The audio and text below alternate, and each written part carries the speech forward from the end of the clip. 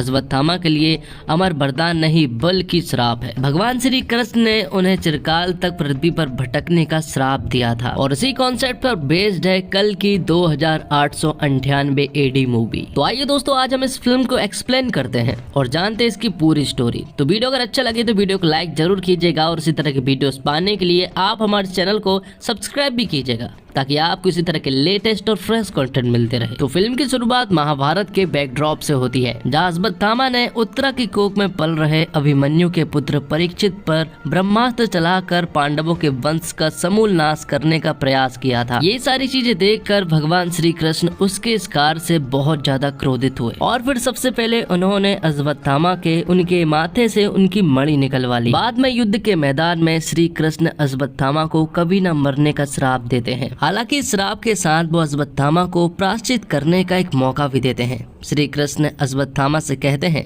कि हजारों साल बाद जब दुनिया के हर कोने में सिर्फ बुराई होगी, जब लोगों पर अत्याचार बढ़ने लगेगा, तब भगवान के एक अवतार कल्कि का जन्म होगा। हालांकि उनका जन्म आसान नहीं होगा, वो धरती पर ना आए इसके लिए असुरी शक्तियाँ पूरा जोर लगाएंगी। तब तुम्हें भगवान की सुरक्षा कर अपने पाप धोने का अवसर मिलेगा। जिसके बाद कहानी 6000 साल बाद आगे बढ़कर दुनिया के आखिरी शहर काशी की तरफ पहुंचती है, जहां पर की गंगा मैया पूरी तरह से सूख चुकी है। लोग पानी के लिए तरसते हैं और गरीब लोगों के जीवन का कोई भी मूल नहीं बचा है। और इसी त्रिभुजाकार कॉम्प्लेक्स के अंदर एक अलग तरह का एम्पायर है। इसका शासक सुप्रीम यास्किन है और सुप्रीम यास्किन की एक बहुत बड़ी फौज है जिससे टक्कर लेना किसी की भी बस की बात नहीं है। और कॉम्प्लेक्स में अंदर आने के लिए 1 मिलियन यूनिट की जरूरत पड़ती है। अगर कोई इतना पैसा देकर कॉम्प्लेक्स में आना चाहता है तो वो आ सकता है, जहाँ पर कि उन्हें सारी सुविधाएं मिलती है। तो कॉम्प्लेक्स के अंदर जाने के लिए बहुत सारे बाउंटी हंटर्स भी उस कॉम्प्लेक्स के अंदर जाने के लिए पैसे जुटाने में लगे हुए हैं, जिस वजह से वो बहुत सारे बाउंटीज का शिकार करते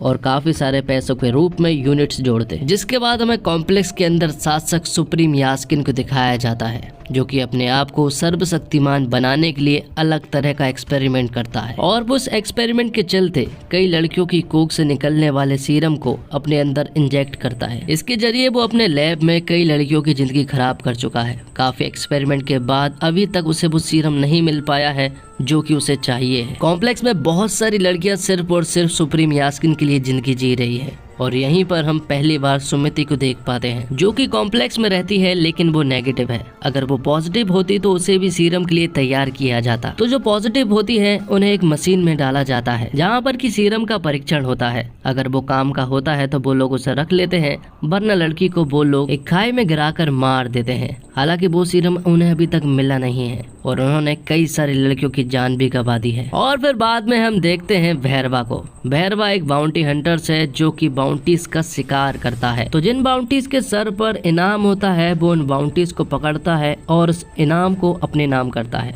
जिस वजह से उसका कई सारे बाउंटी से झगड़ा भी होता रहता है। और हाल ही में उन्हें 5000 बाउंटी का एक शिकार मिला है और सब चाहते हैं कि इस बाउंटी को वो पकड़े, लेकिन ये शिकार भैरवा का है। और वो बाउंटी भी भैरवा का बहुत बड़ा फैन होता है, क्योंकि भैरवा अभी तक कोई भी फाइट नहीं हारा है। उसके फाइट करने का तरीका, उसके किस्से जो है वो सारी गलियों में फैले हुए हैं, क्योंकि भैरवा को भी कॉम्प्लेक्स जाना है, जिस वजह से वो पैसे जोड़ रहा है। तो बाउंटीज के ना मानने पर यहाँ पर भैरवा की फाइट जो है वो उनसे होती है। फाइट करते करते वो बाउंटीज जो है वो बहुत सारे हो जाते हैं, लेकिन भैरवा उन सभी को मार गिराता है। भैरवा के पास बहुत सारे उल्टे सीधे गैजेट्स होते हैं जिनकी मदद से वो उन सभी को आराम से हरा देता है। और जिस तरह से आयरन मैन में जारवेज था, उसी तरह से भैरवा के पास भुज्जी है जो कि उसकी हर तरह से मदद करती है। दूसरी तरफ कॉम्प्लेक्स में अभी भी एक्सपेरिमेंट जारी थे। उन्हें जरूरत थी एक ऐसी लड़की की जो कि प्रेग्नेंट हो जाने के 150 दिनों तक जिंदा रह सके, क्योंकि उन्हें सिर्फ और सिर्फ अभी तक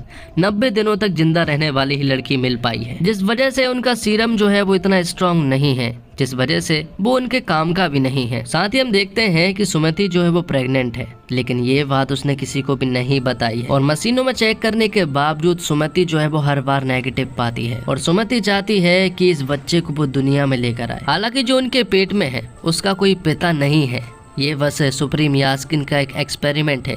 इसके बावजूद सुमति चाहती है कि इस बच्चे को वो दुनिया में लेकर आए, लेकिन ये इतना आसान नहीं है, क्योंकि वहाँ इतनी हाई सिक्योरिटीज है कि वहाँ से आज तक कोई भी बच्चा जिंदा नहीं बच पाया है। जिसके बाद हम भैरवा के पास रॉक्सी को देख पाते हैं, जो कि उसे बहुत पसंद करती है। वो उसे पैसे लेने के लिए आती है, लेकिन हर बार की तरह भैरवा उसे पैसे नहीं देता है। भैरवा ने उससे कई सारे पैसे उधार ले रखे हैं। तो रॉक्सी यहाँ पर भैरवा को बताती है कि उसे कॉम्प्लेक्स में जॉब मिल गई है। ये सुनने के बाद भैरवा जो है वो रॉक्सी से कहने लगता है कि उसे भी कॉम्प्लेक्स जाना है, क्योंकि भैरवा ने बचपन से सिर्फ एक ही सपना देखा है कि किसी तरह से वो भी कॉम्प्लेक्स जाए। तो रॉक्सी भी यहाँ पर भैरवा को अपने साथ ले जा लेती है, लेकिन भैरवा को सिर्फ 1 घंटे ही कॉम्प्लेक्स में जॉब करने के लिए कहा जाता है। तो यहाँ पर वो काम नहीं करता है, बल्कि कॉम्प्लेक्स में घोड़े के द्वारा घूमने लगता है, जहाँ पर कि वो बहुत ही अच्छी अच्छी जगह घूमते हैं। दोनों ही यहाँ पर बहुत ज़्यादा एंजॉय करते हैं, लेकिन आखिर में भैरवा जो है वो पकड़ा जाता है और उसे कॉम्प्लेक्स के बाहर फेंकवा दिया जाता है और रॉक्सी वहीं पर रह जाती है। तो उसने जो कुछ पल कॉम्प्लेक्स में बिताए हैं उन्हें देखते हुए अब भैरवा ठान लेता है कि उसे तो किसी भी हालत में कॉम्प्लेक्स जाना ही है। और वह कॉम्प्लेक्स में सुमति जो है वो पकड़ी जाती है। उसकी प्रेग्नेंट वाली बात जो है वो सुप्रीमो को पता चल जाती है और उन्हें ये बात भी मालूम चल जाती है कि वो 150 दिन से प्रेग्नेंट है। और अब उन्हें मालूम चल जाता है कि इसी लड़की से उन्हें सीरम प्राप्त होगा। तो तुरंत ही वो एक्सपेरिमेंट की सारी प्रोसेस शुरू कर देते हैं, जहाँ पर कि सुमति को एक मशीन में डाला जाता है। वहाँ कॉम्प्लेक्स के बाहर हम एक छोटी सी लड़की राया को देख पाते हैं, जिसके पीछे कुछ रोबोट लगे हुए थे, क्योंकि वो रेबल्स के साथ काम करती है। जैसे वो एक खुफिया जगह पर आती है तो वहाँ पर एक बूढ़ा आदमी जो है वो उस रोबोट को मार गिराता है और बाद में अचानक से उस बूढ़े आदमी को एक विजन आता है और राया के पास एक मणि रखी हुई थी, वो अचानक से चमकने लगती है और यहाँ पर वो बूढ़ा आदमी समझ जाता है कि वो पल आ गया है जिसकी उसे तलाश थी। जिसके बाद वो उस मणि को अपने सर पर लगा लेते हैं और यहाँ पर हमें मालूम चलता है कि यही अश्वत्थामा है, जो कि 6000 साल से अब तक जिंदा इसलिए है क्योंकि उसे कल्कि की रक्षा करनी है। और कल्कि जो है वो फिलहाल सुमति के पेट में है, जिसके पेट से सीरम निकाला जा रहा है। तो इस प्रोसेस के बीच में अचानक ही सुपरनेचुरल चीजें होने लगती है और लाइट जो है वो अचानक बंद होने लगती है और मशीन भी बंद होने लगती है। और खाई के द्वारा यहाँ पर सुमति जो है वो टनल में पहुंच जाती है, जहाँ पर कि उसकी एक दोस्त उसकी मदद करती है, जो कि रेबल्स के साथ काम करती है और वो यहाँ पर स्पाई के रूप में आई हुई थी।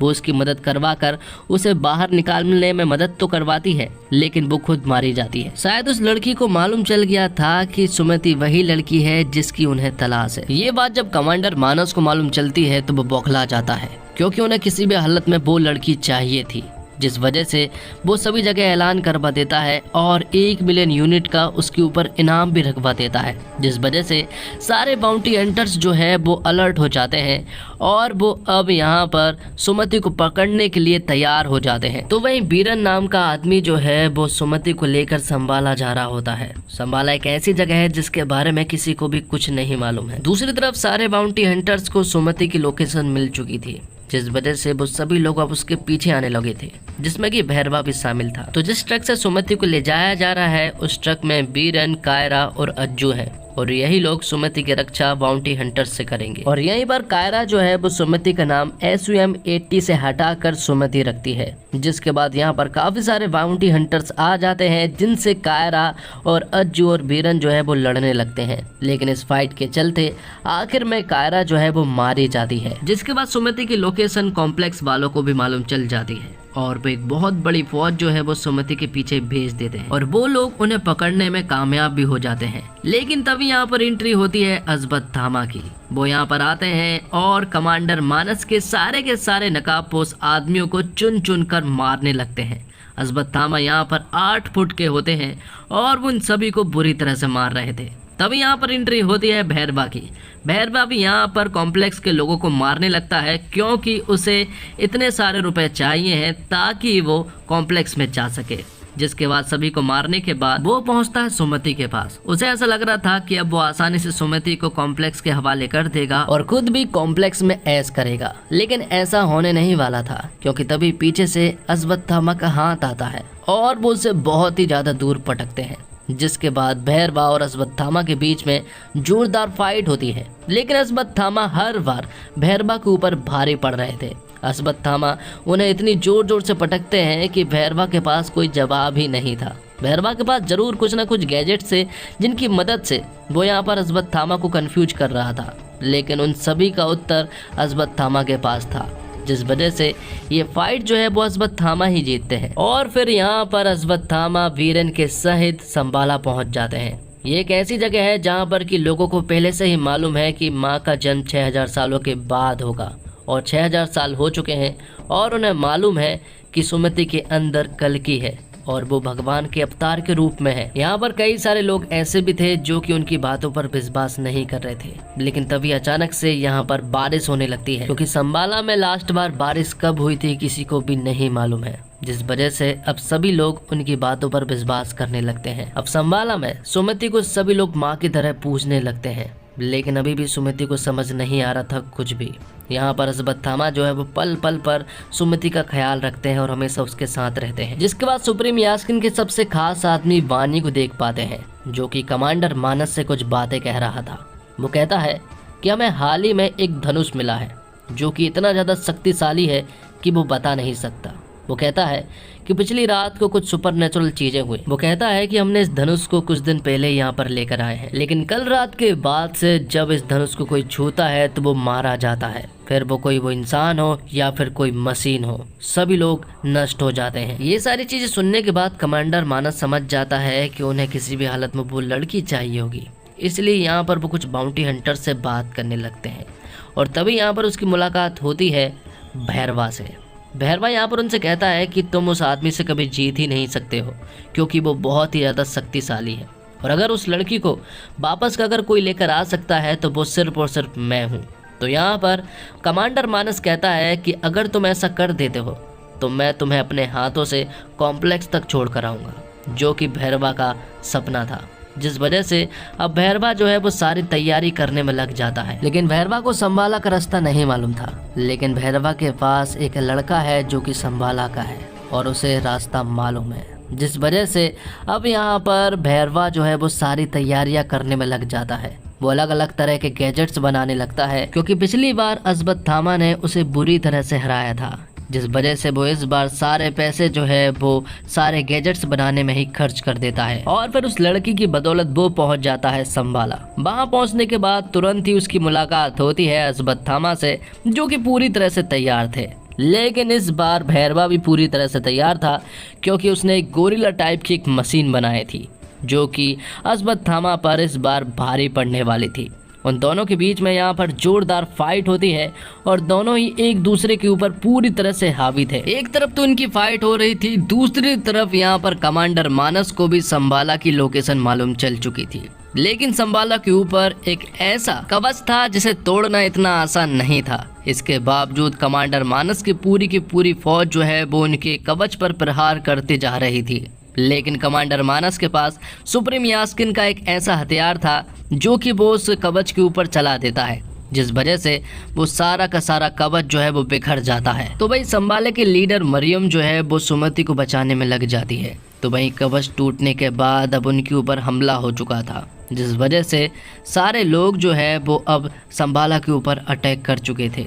जिसके बाद संबाला के लोग भी उनके ऊपर अटैक कर देते हैं और यहाँ पर एक सॉलिड लड़ाई होती है, जिसमें सभी लोग एक दूसरे को बुरी तरह से मार रहे थे। अब यहाँ पर कमांडर मानस जो है वो अश्वत्थामा के ऊपर एक ऐसा गैजेट फेंकते हैं, जिस वजह से अश्वत्थामा पूरी तरह से ट्रैप्ड हो जाते हैं। वो हिल भी नहीं पा रहे थे और उनकी लाठी भी गिर चुकी थी और वो लाठी गिरकर पहुंचती है भैरवा के हाथ में और यहाँ पर भैरवा का एक और रूप सामने आता है और वो कमांडर मानस के लोगों को बुरी तरह से मारने लगता है, क्योंकि जैसे अश्वत्थामा की लाठी भैरवा के हाथ में गई तो वो कर्ण बन चुका था और वो लाठी दरअसल में कर्ण का हथियार था। और भैरवा के कर्ण बनने के पश्चात वो कुछ ही देर के बाद कमांडर मानस के सारे एम्पायर को खत्म कर देता है। सभी को मारने के बाद जब वो जमीन पर गिरता है तो वो फिर से भैरवा बन जाता है। और अब क्योंकि अश्वत्थामा भी पूरी तरह से ट्रैप्ड थे और यहाँ पर भैरवा तो सिर्फ और सिर्फ सुमति को लेने के लिए आया था, तो वो सुमति को अपने विशाल वाहन में बिठाकर यहाँ से ले जाने लगता है, क्योंकि भैरवा को तो कुछ याद भी नहीं है। यहाँ पर अश्वत्थामा काफी कोशिश करते हैं ये इन सब चीजों को रोकने के लिए, लेकिन वो पूरी तरह से असफल रहते हैं और आखिर में भैरवा ने सुमति को अपने साथ ले गया था। आखिर में हम देखते हैं कि जब सुमति के ऊपर एक्सपेरिमेंट हो रहे थे तो वो सीरम का सिर्फ एक बूंद ही निकाल पाए थे और जब वो उस एक बूंद को सुप्रीम यास्किन के अंदर इंजेक्ट करते हैं तो यहाँ पर सुप्रीम यास्किन जो है वो एक बहुत ही पावरफुल इंसान के रूप में बदल जाता है, जिसके अंदर कई सारी बीमारियां थी, कुपोषित था, लेकिन अब वो बहुत ही ज़्यादा शक्तिशाली बन चुका था।